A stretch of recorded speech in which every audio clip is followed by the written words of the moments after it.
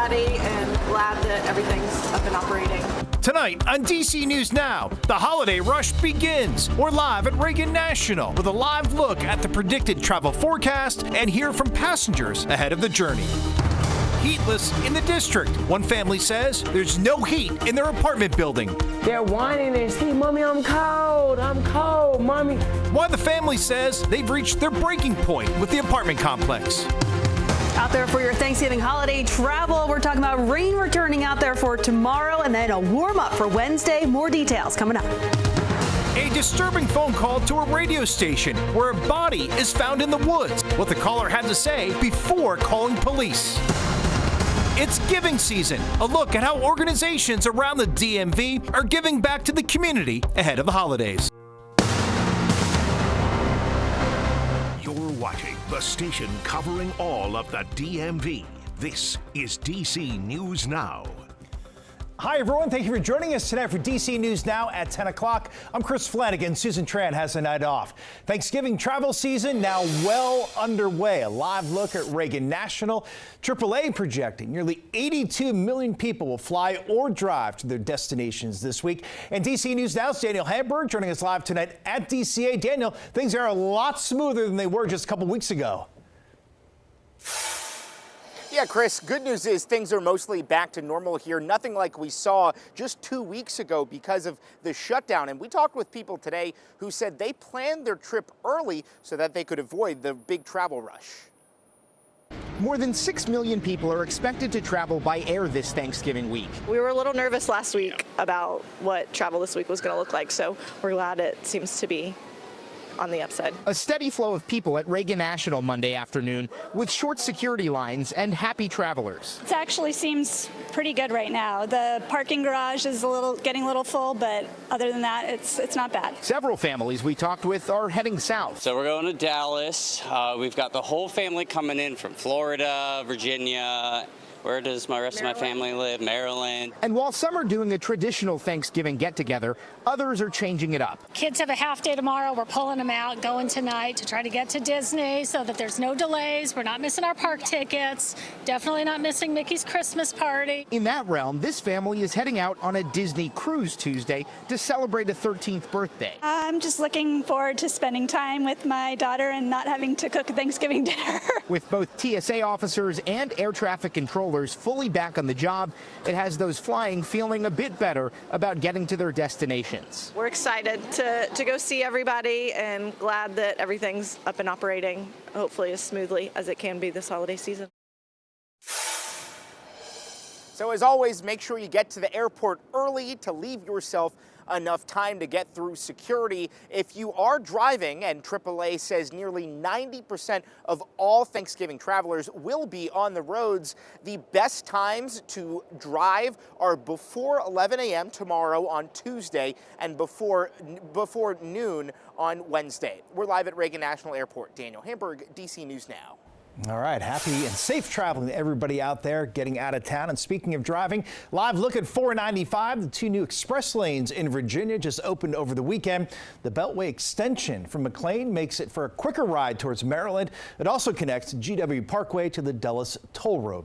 And as you head out of town for the holiday, don't forget about your furry family members. DC officials reminding you to have ID tags, extra food, and medications handy when traveling with pets. It's also a good idea to have any medical or vaccine records on hand as well. All right, the next couple of days, huge travel days, and Chief Meteorologist Jackie Layer is here. And tomorrow we got to deal with some rain if you're heading out of town. Yeah, so don't forget the rain gear. Yes. You may need it as you're heading out, especially tomorrow afternoon and evening. Out there right now, though, it is dry. We have high pressure with us today. That kept us dry and quiet to start off the week. However, that system down towards our south and west will continue to move into our area. That will be providing us with the wet weather that we'll be dealing with out there tomorrow. But for now, it's actually producing some severe weather across parts of Texas and Louisiana at this point. And as we take a look at those flight delays right now, currently a ground stop there in Houston, but elsewhere seeing some minor flight delays, if anything, across much of the country. Now, Futurecast, as we look ahead towards tomorrow morning, maybe that spot shower chance, but overall much of the area starts off dry with temperatures temperatures upper 30s to lower 40s.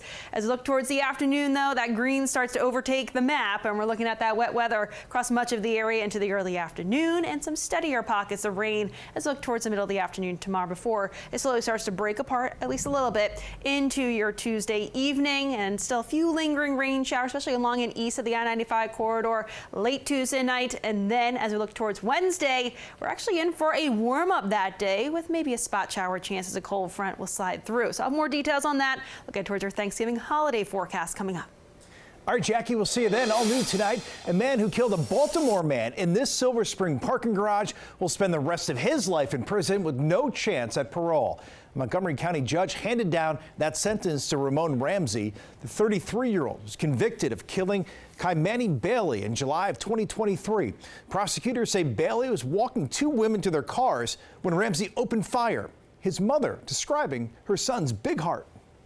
My son's legacy means that he was a person that always took care of other people. And in the end, when he passed, other people took care of him that didn't know him. So I would like people to remember that we are all interconnected to one another.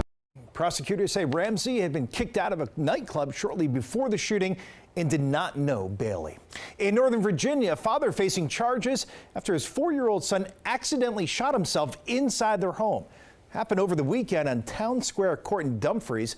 Investigators say the boy shot himself in the leg and is expected to be okay. They say the gun was unsecured inside a closet. Police arrested the father, Gerardo Mejia, on Saturday. In Montgomery County, a gas odor forcing Wooten High School to evacuate this morning. Washington Gas saying crews were able to trace that smell back to the boiler room. They shut down the boilers until they can be expected. Students and staff were returned to class a short while afterwards. Well, developing now at 10, one family in Northwest D.C. tells us they're spending sleepless nights without proper heat. They also say they had no air conditioning over the summer.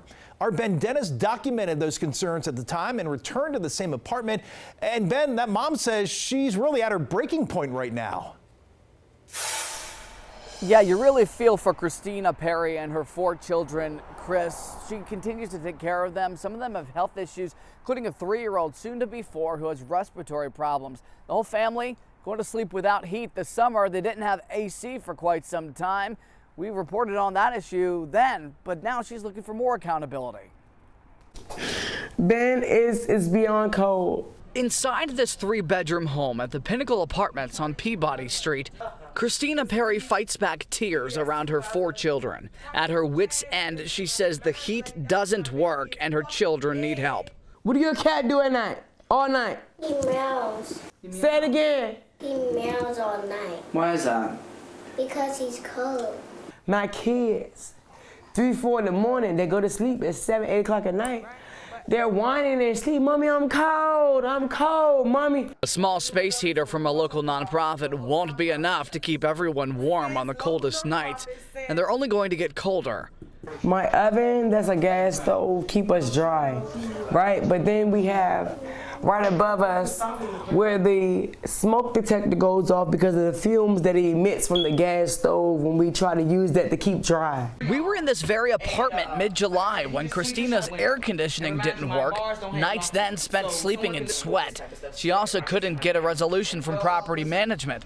She says crews showed up to fix the AC not long after our story. And if it was not for DC, News Now and you guys, Ben, I swear to God, they would not take it serious. After she recently complained about her home's current conditions, Christina says this second-floor apartment was offered to her, but the potent, stale smell is horrible. Plus the constant running water in the bathtub, she says, makes the unit unlivable. Finish with your hands. You see the sub is tank. There's no way you can turn this water off. It's not deserving of me and my children when I work every day to live and give my children and my life a better chance when I'm being deprived by my landlord. It just doesn't make any logical sense to me. I moved here in April. Petra. I have reached out to property management at the Pinnacle Apartments on Peabody Street. We're waiting to hear back. I've also just put in a request for comment to the D.C. Department of Buildings to see if they have been made aware of the issue and the latest accusations. In Northwest, Ben Dennis, back to you. All right, getting some answers there. Ben, thanks. Meanwhile, lawmakers in the district are introducing legislation to protect renters living in really dangerous housing. DC News Now's Yamari Sase joining us tonight in studio to talk about a potential bill right now, Yeah, that's right. This bill was actually introduced today. It's called the Strong Homes Amendment Act. And what lawmakers are trying to do is give the district faster, stronger tools to step in when landlords allow properties to fall into unsafe conditions. Now, this new bill was inspired by what residents shared during Councilmember White's Neglect to Respect Roundtable. And the goal here is to finally close those long-standing loopholes that let some landlords take their time on repairs, and even while tenants are dealing with collapsing ceilings, dangerous mold, no heat, rodent infestations, and other serious issues. Now, right now, the city relies on the Tenant Receivership Act, which lets a court appoint a third party to step in, but that process often takes months and leaves tenants stuck in unsafe conditions, not knowing what's going to happen next. Now, under this proposal, the Attorney General's office could tap into the Tenant Receivership Abatement Fund to cover emergency repairs or temporary relocations when needed. It will also hold negligent landlords accountable, even allowing the court to order a sale of the property and require the new owners to address the problems. And it will also protect tenants from rent hikes meant to cover repairs. Now, the bill was introduced today and will have to go through several steps before it can finally be passed. Reporting in studio, I'm Yamari Sase, DC News Now. Okay, Yamari, thanks. Meanwhile, in Montgomery County, there are plans to transform the Lake Forest Transit Center. Transit leaders say it's part of a plan to turn the Lake Forest Mall, which closed back in 2023, into a mixed-use development. It would include housing, entertainment, retail, and green space. They say the new transit center will be 3 times the size of the current one and will help get passengers to their destinations more efficiently. This is what progress looks like when government, community, and private partners come together. We are honoring Lake Forest's legacy while preparing for a future that is more connected. County DOT officials say that transit center is now in the design phase, and there's no date given for when construction on the project will start.